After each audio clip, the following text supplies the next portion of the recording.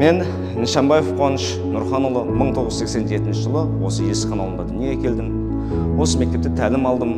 2011 жылдан бастап осы Әл-Фараби атындағы жалпы білім беретін мектепте түрлі салаларда қызмет атқарып келем.